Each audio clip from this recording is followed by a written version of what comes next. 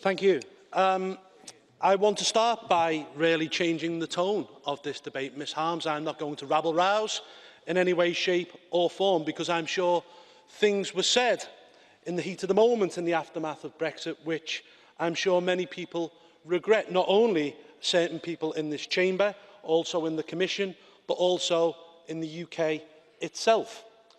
The British people have spoken, and threats and bullying are not the answer to the questions the UK leaving the European Union has thrown up. Now, I want to look forwards and not backwards, because what is needed is some fair and equitable negotiations that will ensure that the best deal is struck both for the British people and for the European Union. As an elected representative, I have a duty to ensure that the will of our people is fulfilled. Now, Mr Juncker, I am not here to crow, I'm not here to gloat, I'm not here to hector, but merely tell you that it is in both our interests to get the best deal possible. We in the European Parliament should put aside language of conflict and, as elected representatives, work towards a viable and prosperous future together. The outcome of this referendum is clear. The British people want to leave the European Union, and also being a member of the single market, which entails freedom of movement of people. We want access to the single market, like the United States, like China, like Russia, and many other countries around the globe.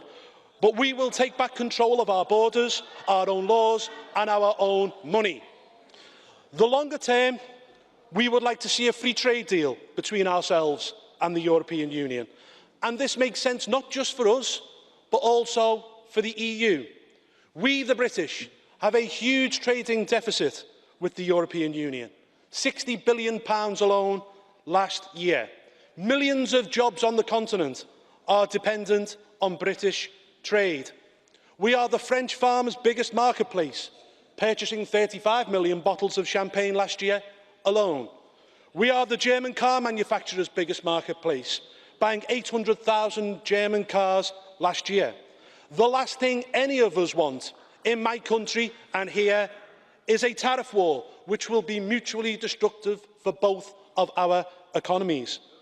The UK and Europe are joined by geography, culture, history and trade, and that will not change. Therefore, it is imperative on so many levels that we are good, healthy, trading neighbours. We owe it to the citizens of both the UK and Europe to conduct these negotiations in a grown-up manner so we can get the best deal for everyone. Thank you.